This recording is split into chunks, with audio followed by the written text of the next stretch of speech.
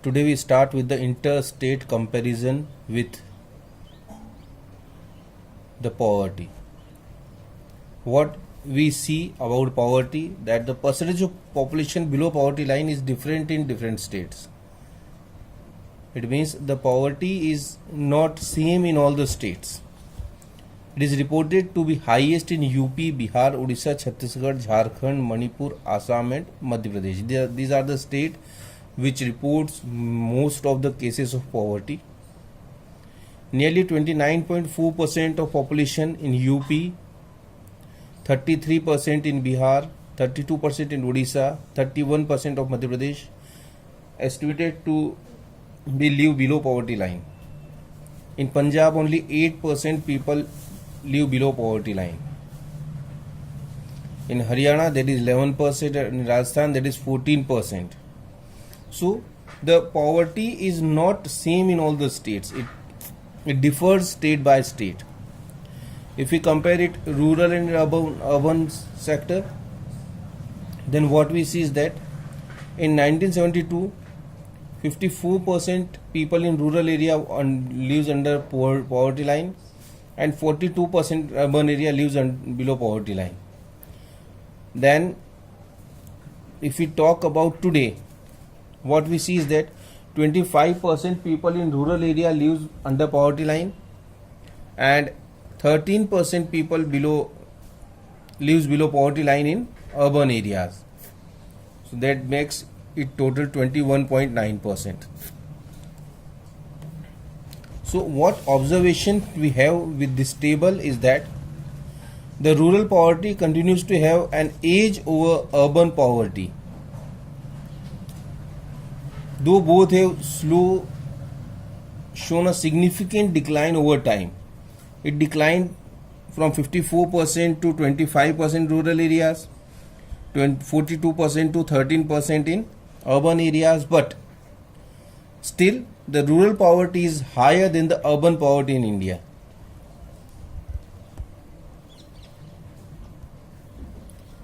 However, percentage decline by no means should be interpreted to mean that total decline as well.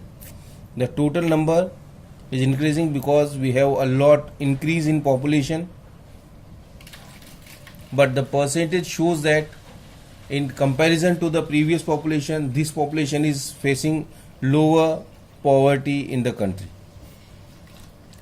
And if we compare the number is increasing with a great speed because we have explosive rise in population in India in previous 40-50 years.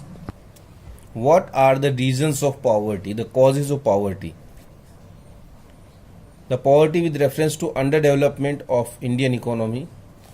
The causes of poverty are the low level of national product. Net national product of India is miserably low compared to its size and population. We have a big population here in country, but our net national product is very low. A low per capita income is the obvious consequence. As we have the low product, the per capita income is also low, and that makes many people fall in the below poverty line, and the country is also among the poorest countries in the world according to UNO norms. Low rate of growth. Indian GDP has been showing growth since we adopted the 5-year plans, but still the growth is not that much. Now our GDP has been increasing nearly with the 5% of growth rate, but as we have about 2% growth rate of population, so our GDP is increasing with 5%, but 2% population is also increasing with at the same time. So what happens that the 5 out of 5% growth, 2% is eaten up by the new population that has been emerged in the country. So the per capita GDP grow only with the 3%. That is not much that we need to have here. Heavy pressure on population. Population has been rising at the rapid pace, and that is also a very big reason. In 1941, the population rise was 1%. In 1991, it was 2.1%, and right now the population of India is 138 crore. So, and in next 15 to 20 years, possibly we will overcome China and will become the country with the largest population in the world. So that is a very big issue for us. Inflationary spiral. Owing to the low GDP growth and the high growth rate of population, our resources are under extreme pressure, and as the resources are under extreme pressure, the prices of the goods tends to increase with a high speed. So that creates an inflationary spiral for the people, and many people who are marginally ahead of poverty line, they fall below poverty line very soon. Chronic unemployment. There is a lot of unemployment, and there are many people who remains unemployed throughout the year, and there are a lot of people who don't get work as per their requirement and as per what their capacities are there. So that also makes many people unemployed. Capital deficiency in the country.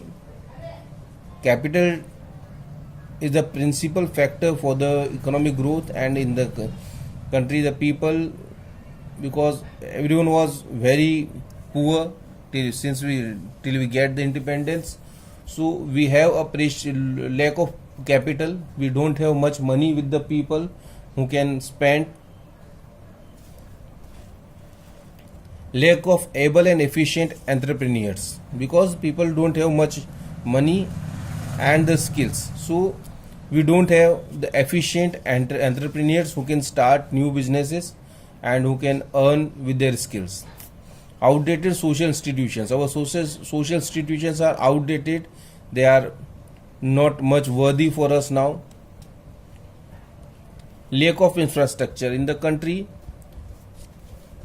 The infrastructure, it means the energy, transport, communication. These play a vital role in the economic development.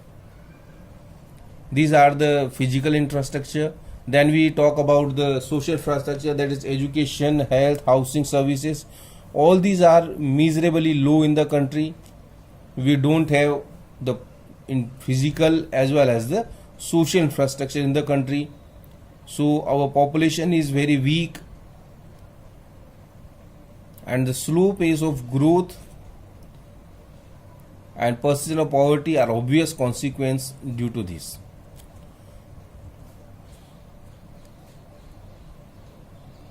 Now, if we see poverty with reference to unequal distribution of income, poverty in India can also be explained with the reference to unequal distribution of income. Efforts have been made by the government to moderate inequality through a system of progressive taxation and other measures.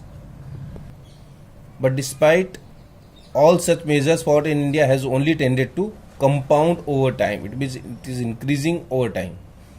According to NCAER report, top 20% of population appropriates 53% of the total income.